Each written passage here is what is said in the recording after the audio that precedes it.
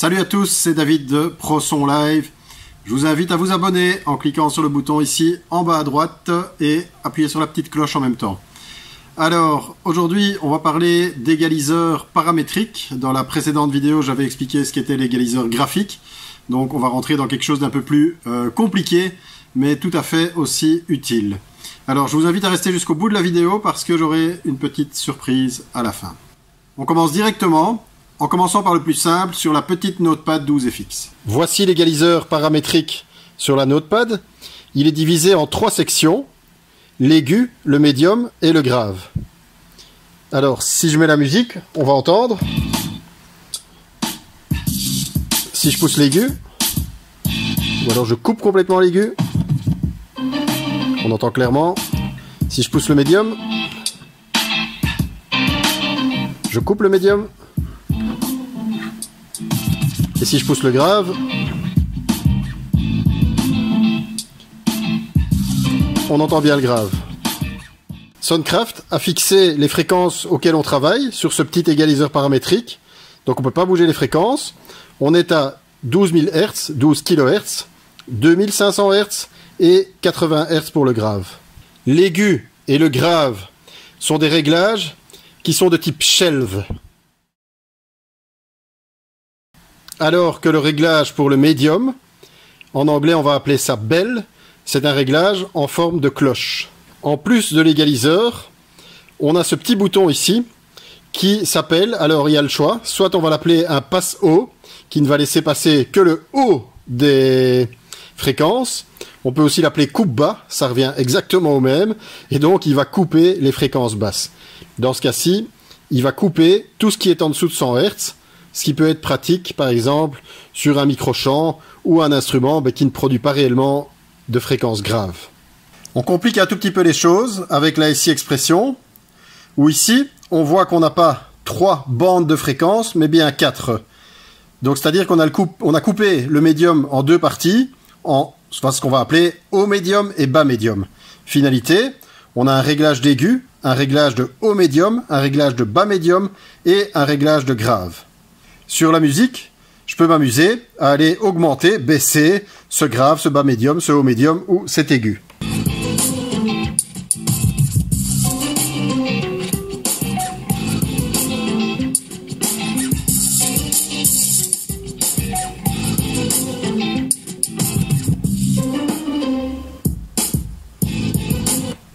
Voilà, comme vous l'avez entendu, je peux baisser, augmenter l'aigu, le haut médium, le bas médium ou encore le grave. Subtilité en plus, qu'on n'avait pas sur la Notepad, eh bien, c'est que je peux aller sélectionner la fréquence à laquelle je vais travailler. Donc ça, c'est les boutons qui se trouvent ici. Donc en plus de dire j'augmente l'aigu, je peux dire oui, mais à quelle fréquence je l'augmente. Même chose pour le haut médium, le bas médium et le grave. J'augmente l'aigu. Je fais une fréquence de 4000 Hz. Eh bien, je décide de l'augmenter plus haut. Dans ce cas-ci, je l'augmente à une fréquence de 10 kHz. Et donc, ce paramètre en plus va me permettre d'augmenter, de diminuer une fréquence, tout en choisissant la fréquence à laquelle je veux faire cette augmentation ou cette diminution. Alors, j'espère que vous suivez encore jusque-là. On a vu qu'on pouvait augmenter ou diminuer telle fréquence. Et donc, on a un facteur qui se rajoute à ça, qu'on va appeler le Q. Et le Q, il va nous permettre d'agir sur la largeur de bande sur laquelle on veut intervenir. Alors, par exemple, je veux augmenter sur tel instrument la fréquence à 2 kHz. Je me place sur la fréquence de 2 kg. J'augmente la fréquence. Et là, soit je peux vraiment pousser, élargir le Q pour dire de pousser toutes les fréquences qui se trouvent aux alentours de 2 kHz. Ou alors, je peux vraiment intervenir finement en réduisant le Q au plus fin possible pour intervenir quasi uniquement sur cette fréquence de 2 kHz. Comme vous le comprenez, avec une largeur de bande très étroite, eh bien, on rejoint un égaliseur graphique. Comme sur la petite Notepad, eh bien, on retrouve le passe haut, coupe bas, donc à vous de choisir quel terme vous voulez utiliser. Alors ici, au lieu que ce soit un simple bouton, eh bien, même chose, on va pouvoir choisir la fréquence à laquelle il intervient. Donc je peux choisir par exemple 200 Hz, je l'enclenche. Donc là, je suis occupé de dire, eh bien, je vais couper toutes les fréquences en dessous de 200 Hz. Il est vrai que j'aurais pu parler de ce coupe bas, passe haut. J'aurais pu en parler dans ma vidéo du préampli, parce qu'il se retrouve généralement plus au niveau de la section préampli que de l'égaliseur en tant que tel. Maintenant, on agit quand même sur les fréquences, raison pour laquelle je l'ai intégré avec l'explication de l'égaliseur paramétrique. Sur la QL5, alors vous êtes peut-être impressionné. Maintenant, dites-vous que c'est bien plus simple parce que on va voir ce qu'on fait. On a réellement un visuel sur l'égalisation. Qu'est-ce qu'on a? On a 4 bandes de fréquences, grave, bas médium, haut médium, aigu. Ici, sur la majorité des consoles, c'est finalement ce qu'on va retrouver au niveau professionnel. Et donc, si je veux intervenir, eh bien, je choisis ma bande de fréquence, mettons le bas médium. Je vais choisir la fréquence à laquelle je veux intervenir. Et donc ici, c'est assez clair. On voit bien mon choix de fréquence à l'écran. Voilà, je vais m'arrêter à 315 Hz. Et à partir de ce moment, eh bien, je peux soit augmenter ou diminuer l'égalisation au niveau de la fréquence de 315 Hz.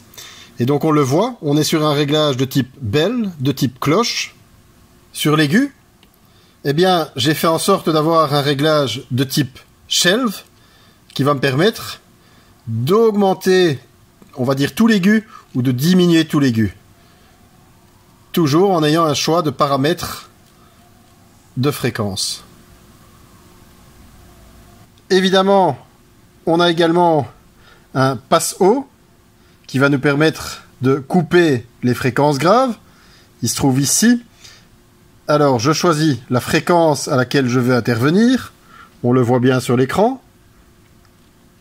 Et évidemment, il faut que sur l'écran, je l'enclenche. Voilà, on voit que ça coupe le grave. Et donc, si je fais un changement de fréquence, voilà, je décide de couper tout ce qui se trouve en dessous de 200 Hz. Et donc, voilà, j'ai mis un filtre passe haut sur cette tranche. Sur la VI, souvenez-vous, le préampli était ici, la première case. L'égaliseur paramétrique va se retrouver sur cette deuxième case rouge. Alors ici, on retrouve comme d'habitude nos réglages dans les deux bandeaux du bas, avec le choix de fréquence, si j'en mets plus ou si j'en mets moins, et toujours la largeur sur laquelle j'interviens. Même chose, vous le voyez au niveau visuel, alors c'est un peu plus petit que sur la QL, mais donc vous voyez bien ici, en visuel, mon réglage d'égalisation. Le passe haut au niveau de la VI se retrouve au niveau du préampli, et donc ici, on voit qu'on a un low cut, donc un coupe bas, mais également un high cut, c'est-à-dire qu'on peut couper le haut. Il faut évidemment, dans le cas d'une console plus haut de gamme, que je les enclenche, et je peux sélectionner à quelle fréquence je vais couper tout le grave. Dans le même ordre d'idée, évidemment, je peux sélectionner à quelle fréquence je peux couper l'aigu, un paramètre que personnellement j'utilise assez rarement. Voilà, j'espère que vous aurez mieux compris ce qu'est un égaliseur paramétrique et comment il s'utilise.